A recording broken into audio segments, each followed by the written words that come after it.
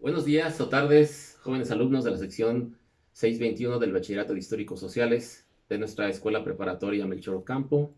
Quiero agradecerles en primer término el que me hayan honrado eligiéndome como su padrino de generación 2017-2020 y el día de hoy en que virtualmente concluyen sus estudios de bachillerato. La preparatoria, al igual que los otros niveles educativos, reviste una particular relevancia en razón de que es el momento de su vida personal en el que ustedes tienen que tomar dos decisiones importantes. La primera, si van a decidir si continúan sus estudios o no, y si van a seguir sus estudios, cuál es la carrera que van a estudiar. En ese sentido, recordarán los que fueron mis alumnos en los primeros semestres el cuestionamiento que les hacía sobre la carrera que iban a estudiar. Pues bien, ese momento ha llegado. Me planteé cuando me invitaron a darles este mensaje sobre de qué hablarles. Y bueno, quiero externarles algunos consejos que destacados juristas estudiosos del derecho han expresado y que van precisamente dirigidos a los jóvenes que pretenden iniciar sus estudios de derecho, sin dejar de lado, desde luego, a los que eligieron otras carreras como historia, las escuelas normales, filosofía, pero básicamente una gran mayoría de ustedes va a derecho. Víctor Velázquez, un destacado abogado de mediados del siglo XX, padre de Juan Velázquez, otro destacado penalista, hace la siguiente recomendación. Dice, los jóvenes estudiantes o pasantes recién titulados no deben involucrarse en deslealtades o corruptelas. Por el contrario, desde un principio deben tomar en cuenta la moral, la honradez, el derecho, la razón y el conocimiento de la materia. La corrupción los hace menos abogados, cada día que la practiquen o entren en el juego ilícito. Hay que inculcar principios, valores, virtudes. Lean y relean mucho libros, leyes, reglamentos y expedientes. Si no, ¿cómo enfrentarían un asunto? Sin herramientas legales, caerán en la medianía.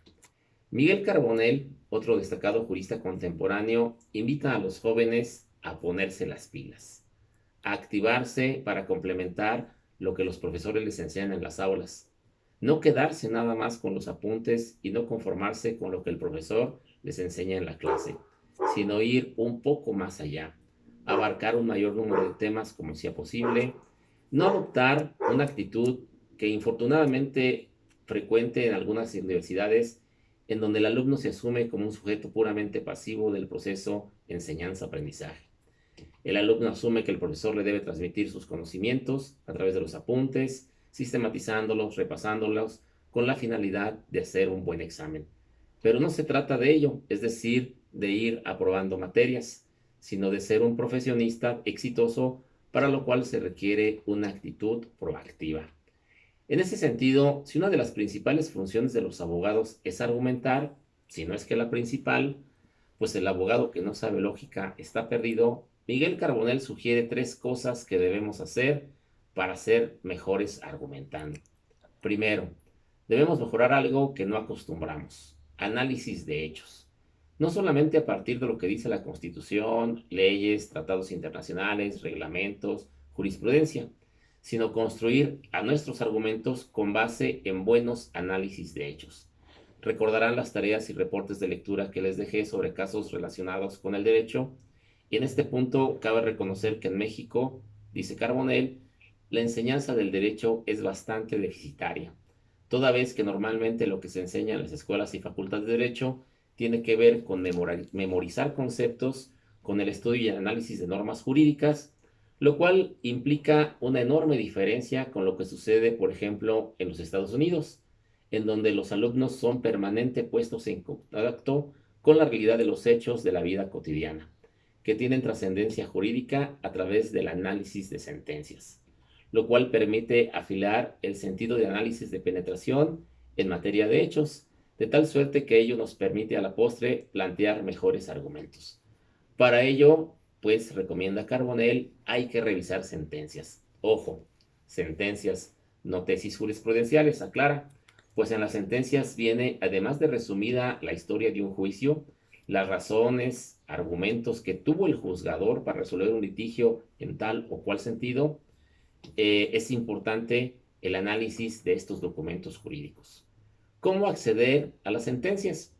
Bueno, las sentencias se pueden pedir con base en las leyes de transparencia, haciendo uso de nuestro derecho de acceso a la información, para lo cual ustedes recordarán que hicimos un ejercicio sobre este particular. La segunda recomendación para elevar nuestro nivel argumentativo es el estudio del derecho comparado. El derecho comparado, es decir, lo que ocurre con el derecho en otros países en correlación con el nuestro. El derecho comparado nos suministra una visión diferente a la que tenemos, enriquece nuestros puntos de vista y sobre todo nos permite intuir buenas soluciones para los problemas que como abogados tenemos que atender. En el derecho comparado ya fueron planteados muchos de los problemas que actualmente apenas se están discutiendo en México. Por ejemplo, la eutanasia, el matrimonio entre personas de un mismo sexo, la legalización de la marihuana con fines lúdicos, la participación del ejército en tareas de seguridad pública, los derechos de la comunidad LGBTI, el acoso y el hostigamiento sexual. En estos puntos, en estos temas, en estos rubros, hay muy buenas líneas jurisprudenciales en otros países. Carbonell recomienda leer las sentencias de la Corte de Colombia, de Argentina, de Perú, por ejemplo. Esto viene, dice, a complementar nuestro punto de vista, nos viene a suministrar una óptica diferente, una forma de entender el derecho complementaria a la que nosotros tenemos y que nos sirve para elevar el nivel argumentativo. Hay pues mucho que aprender en esta materia a través, desde luego, de la investigación. Tercera sugerencia que hace Carbonell, dice mejorar nuestra capacidad expresiva. Sea que nos expresemos en el planteamiento de nuestros argumentos por escrito o de manera verbal, ahora con las audiencias orales, ya próximamente, o bueno, ya de hecho los juicios en línea, debemos de tener una capacidad analítica, una capacidad expresiva, el saber dominar, en el caso de la retórica, una técnica que nos viene desde el mundo griego, tenemos que mejorar el nivel de la escritura, ser claros y concisos en lo que pretendemos transmitir, pero para mejorar nuestro bagaje lingüístico para efectos de expresarnos con mayor éxito en la presentación de nuestros argumentos, es indispensable algo que a veces no acostumbramos: leer. Hay que leer y hay que leer mucho. Pero no solamente hay que leer textos jurídicos, hay que leer novela, hay que leer poesía, hay que leer ensayo, porque esto va alimentando nuestro cerebro, nos va alimentando nuestra formación gramatical, nuestra capacidad de expresión, y esto a la postre redunda en la presentación de mejores argumentos.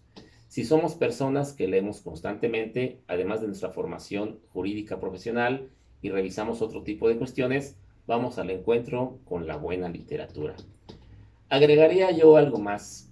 Es importante que desde ahora empiecen a preocuparse, pero más que preocuparse, a ocuparse en ir viendo en dónde van a empezar a practicar profesionalmente. Ustedes deben empezar ya a practicar en despachos jurídicos, en tribunales, en agencias del Ministerio Público, a más tardar en el segundo año de facultad, y empiecen a tener contacto con las actividades a las que se van a dedicar. No se esperen hasta que estén en cuarto o quinto año. Esto debe de ser ya algo inmediato. Tampoco proyecten sus estudios nada más hasta la licenciatura, sino que desde ahora vayan visualizando una especialidad, una maestría o un doctorado para complementar su formación profesional. Ya no basta en los actuales tiempos el solo tener un título de licenciatura. Deben ustedes también asumir y adoptar, con base en los principios filosóficos que sustentan a nuestra querida Universidad Michoacana, una actitud crítica y reflexiva. Por lo general aceptamos una explicación sin someterla a discusión. Ante ello, por ejemplo, recordarán sus clases de filosofía, de lógica, de ética. La filosofía se caracteriza precisamente por someter todo a un exhaustivo examen crítico, con el fin de saber si nuestras creencias están basadas en una evidencia suficiente. Me despido de ustedes con un hasta pronto, aunque espero saludar a algunos de ustedes el próximo ciclo escolar en la Facultad de Derecho y Ciencias Sociales de nuestra querida Universidad Michoacana, los que vayan para allá. Y para todos, si en el futuro consideran que un servidor puede ayudarlos, orientarlos o asesorarlos, me pongo a sus órdenes de manera incondicional para en lo que yo pueda ayudarles. Suerte y éxito en su futuro profesional y muchas felicidades por haber concluido su bachillerato. Buenos días o buenas tardes.